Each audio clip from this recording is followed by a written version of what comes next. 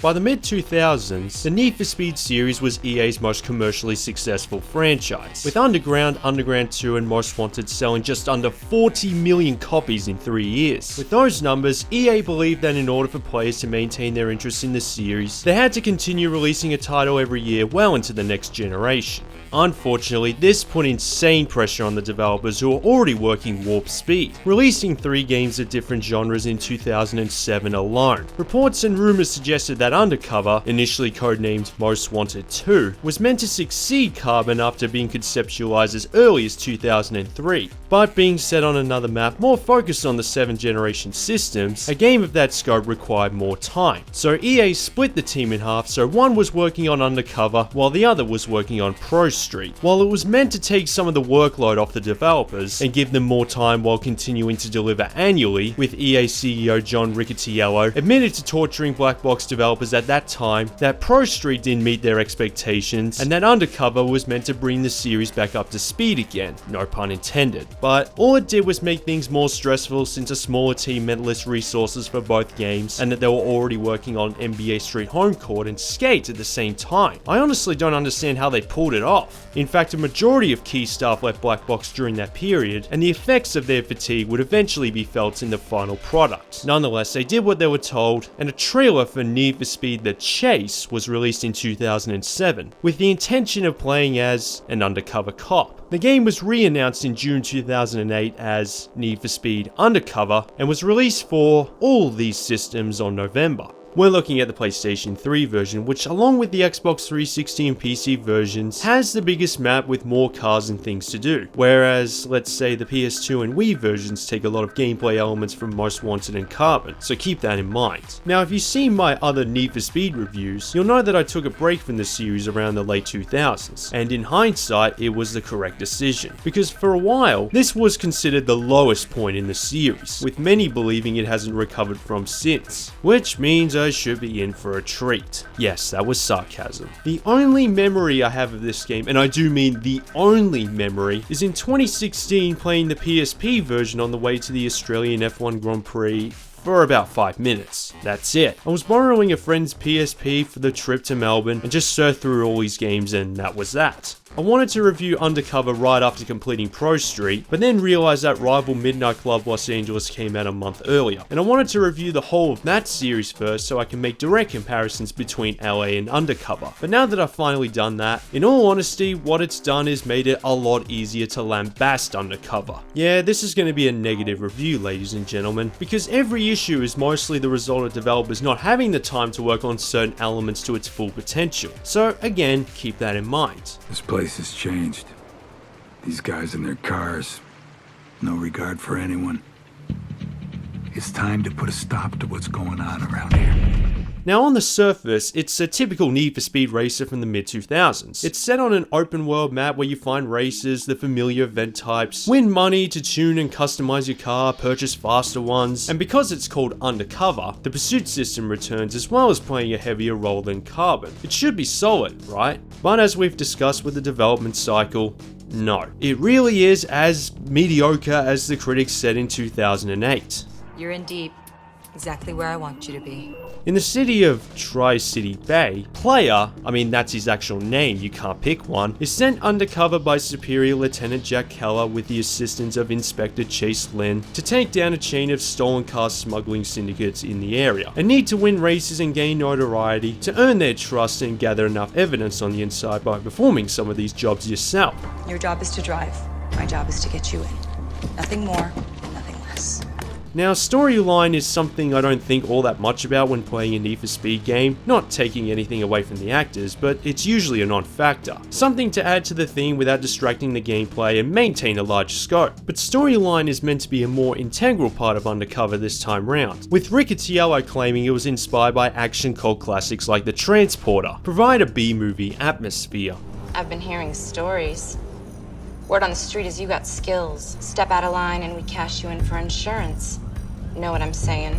It's not about being the fastest racer in the city, it's about taking down organized crime where you technically need to be the fastest for Need for Speed career mode's sake. Again, on paper, that sounds like a good idea. Unfortunately, even with my lowest expectations, it's worse than I expected. Coming across as nothing more than a caricature of the first Fast and Furious, because the execution is the kind of bad that makes it very uncomfortable to watch. Not so bad it's good, just straight up bad. That's what I'm talking about.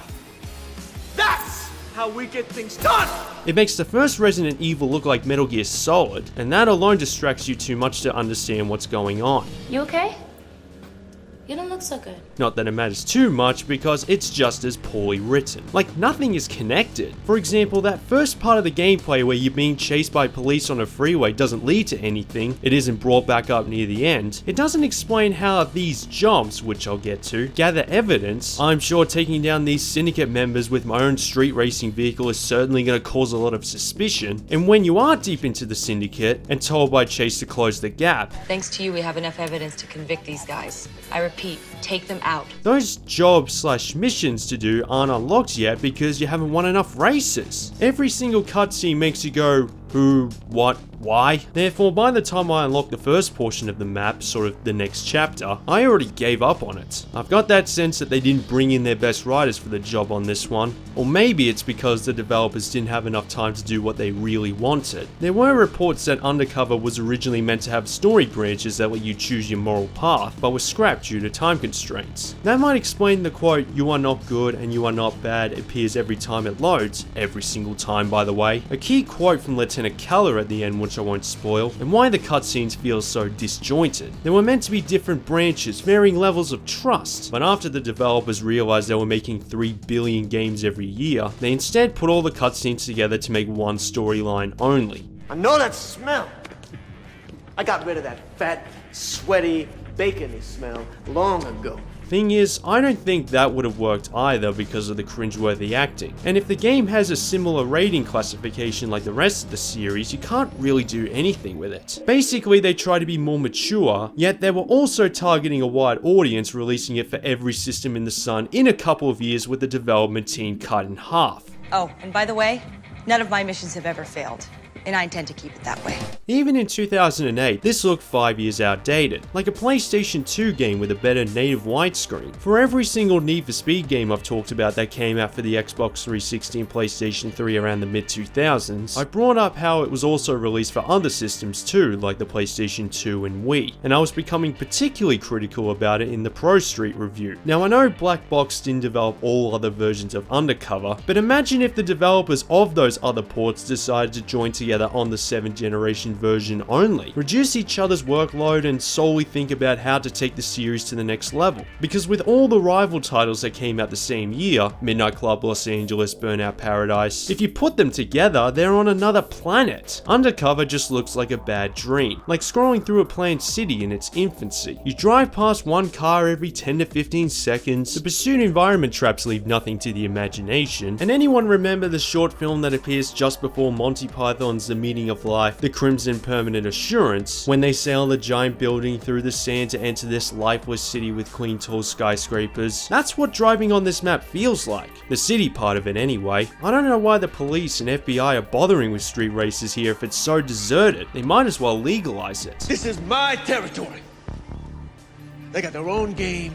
I want them out of mine. I want him stopped now. Now, I'm not saying the developers didn't try at all. Look at all the way things glow when at high speeds. And when you drive to a certain part of the map, the color balance changes like something out of Outrun. They just didn't have enough time to polish or add more. The surroundings look like they're made of melted plastic. There's barely any detail, the lighting is uneven, shadows glitch about, and there are gaps that feel like they were filled at the last minute. Like using text to illustrate the story after completing a job or takedown. Even the loading screens look low budget. When you enter a garage to customize your car, it doesn't exactly look like a chop shop inside, and speaking of cars, there aren't as many to choose from. Okay, the latter is understandable, considering it's set on an open world map. Comparing Undercover to Pro Street, the number of car brands and vehicle types are similar. Tuner, muscle, exotic, including the Bugatti Veyron, and are the only thing graphically that stand out in a positive way. A taste of what the rest of the game could have looked like. Thanks to the Pusuit system, you can buy and store as many cars as you want, but I can't help but think the game, or the department, is discouraging it, because it takes over half a dozen races before you can even buy your first car, and even then barely anything's unlocked during the first half of the career mode, even less so compared to the predecessors. You can change the body parts, visuals, different paint schemes, vinyls, decals, which can be moved around to your liking with a few more to choose from, and most important, performance upgrades. However, because it isn't set on purpose-built tracks, all the additions made to the customization aspect from Pro Street, the cars being purpose-made for specific events, having to pay for damages or body parts affecting performance are omitted. Therefore, it feels even emptier while still carrying the same headaches, making it just as tedious to design the car exactly the way you want it to look. I mean, it's not impossible to make the car look decent by the time everything's unlocked. I'm particularly happy with this Porsche 911 and Mitsubishi Evo 10. I'm sure plenty of you who are watching can do better, but after reviewing Midnight Club LA recently, where there's almost no limit to what you can edit, to say that Undercover looks underwhelming is an understatement. It's another example of other franchises evolving while Need for Speed was being left behind, thanks to rush development, and its only real purpose is to reduce the heat. If even the opponents don't try, why should I? In fact, the only unique feature introduced here is when you win races and complete jobs, you increase your core stats, which affect every vehicle and how much things cost. I don't know why they bother, because it doesn't match the theme of being undercover, nor does it do anything to improve the gameplay, apart from remind you that it's gone back to its arcade roots.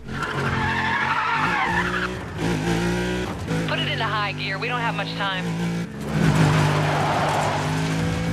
It's hard to tell if the driving mechanics are any good, because control in racing games is a personal preference. And, well, personally, I think the Need for Speed series should stick to its arcade roots, and anything else should be its own IP, which means I should like the fact that Undercover returns to that style.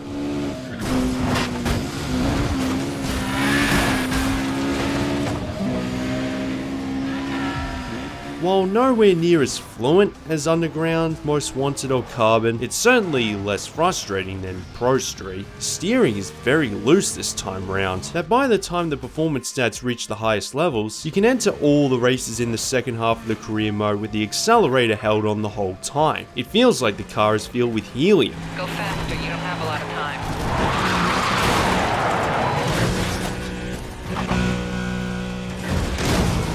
It certainly makes it easier to dodge whatever traffic exists on the map, particularly handy when entering Pusuit. And speaking of that, it has all the shortcuts, environmental obstacles, jumps, and because most of it is set outside towns and cities, taking over 6 minutes to drive around the whole thing with a Lamborghini Murcielago tuned to the max, you get the illusion of driving around a whole state, and it resembles more closely to the Need for Speed titles of the 90s. Maybe the driving does sort of make up for all the issues surrounding this game. But there's one more fatal flaw that ruins that element as well, and that's the frame rate. It's just the pits. It reminds me of GTA Liberty City Stories. Whenever it happens, it would delay the controls by nearly a second. The construction areas in particular are my worst nightmare. Attention all Tri-City units. Got a vehicle moving at a real high rate of speed. Just seen. Moving west, repeat west on Capitol Street. Units to clear and head up, please. I know I usually rate control above anything else in video games, but if I'm too hesitant to use environment traps because the dodgy frame rate distracts me to the point of crashing or slowing down, something's not right. Now I've heard it's an issue specific to the PlayStation 3, but even if you're playing this on the Xbox 360 or a high-end PC, the blandness of the environment means you don't get the same sense of speed even compared to Pro Street, so when it does eventually grow up, despite the scale, it's about as boring to play as it is to look at. Nah, the driving mechanics don't fix anything. The steering is honestly too sensitive, and there are a few bounces in the map design where you lose control even if you're driving in a straight line.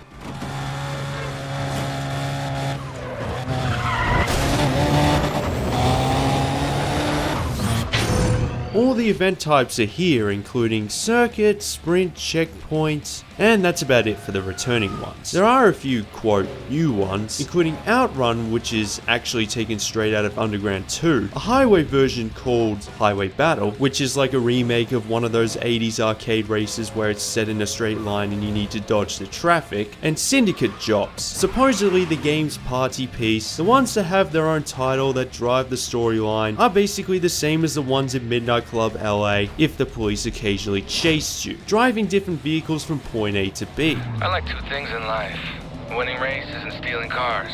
So I figure why not do both at the same time? Once again, it changes too little for people to be fooled. It has even less to do than any of its predecessors, so in order for it to match the gameplay time of those games, you basically have to perform more of the same thing. The typical routine in Undercover is to win races, watch the occasional terrible, unskippable cutscene, perform some jobs, and when you unlock another portion of the map, you do it all over again, just with faster cars. Sometimes there'll be another job or takedown in the middle, but you get the idea. Eventually, it becomes a massive grind. It also doesn't help that the game is too easy. Like at the beginning, you can win races by up to 20 seconds. I didn't even know that you can either win or dominate until halfway through the career mode. There is a difficulty curve in the sense that you'll compete against higher tier cars as you advance through the career mode, but by the time you win a lot of the easier races, you would have earned a lot of money to splash without realizing it. Not to mention the prize cars you win through scripted pink slips. Sometimes there'll be the occasional standout opponent, but it's most likely unintentional because there'll be moments when you'll win by a few seconds despite dominating even earlier than that. That said, however, I barely had any issues with dominating.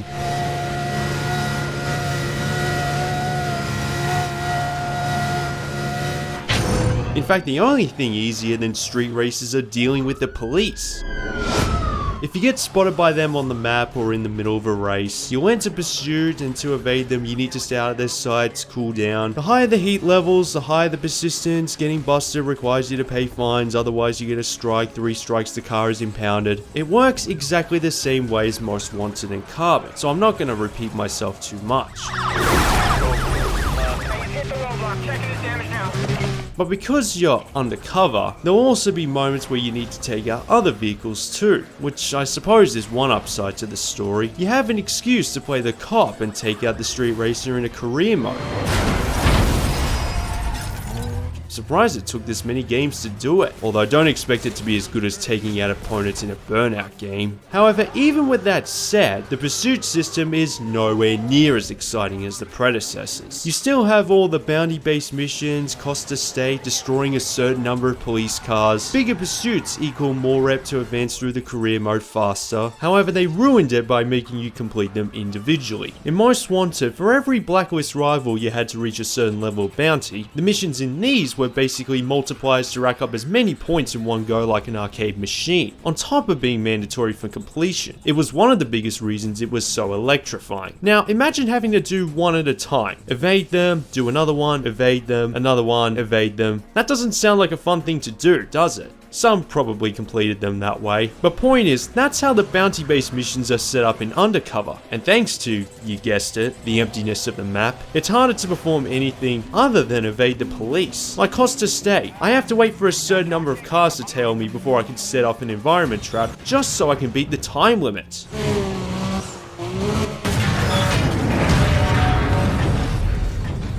There were only 1 or 2 instances where it felt like I was actually trying to lose them. Maybe the police know you're one of them, and they're deliberately taking it easy on you. Either that, or maybe player should question whose side he's on if the police are that clueless. We got a roadblock up ahead ready to take them on.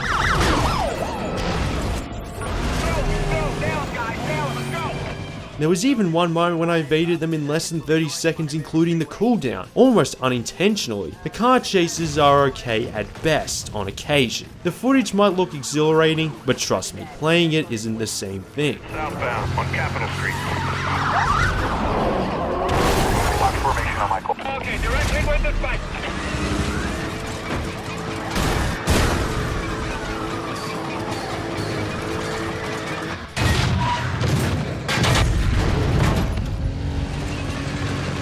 You get the idea by now. I don't have anything highly positive to say about Need for Speed Undercover. I know most of the predecessors didn't change many features either, but at least they were able to maintain a focus and a certain level of quality that Undercover just lacks. This was another really hard game to review because with the bad ones, you can't break things down into different topics because with one issue, it's usually the result of another and vice versa. I kept mentioning bland graphics. It means the map feels empty. The sense of speed isn't as high compared to the predecessors, predecessors, the police aren't as intimidating, and I feel like I'm doing the same thing over and over again. It creates a chain reaction where, at the end of the day, there isn't a single redeeming feature about Undercover. And if there is, it's done better in either the predecessors or rival arcade races. It's hard to be innovative when you're given so little time to make it, especially when you burn out from making other games in the process. As a result, you're left with a broken shell of what made the series so popular that decade, devoid of any ambition, looking like it's still in the alpha stage of programming and testing. And the sad thing is that Black Box, who even after this game proved they can still make good titles, were the scapegoat. Because after Midnight Club LA outsold Undercover on the 7th generation consoles collectively, despite it not being Rockstar's biggest priority, the developers relocated to EA Canada's studio, 200 staff were laid off, while other developers worked on Need for Speed instead. Clearly proving that EA didn't learn their lesson, they released 4 games in 2 years, which is just mental.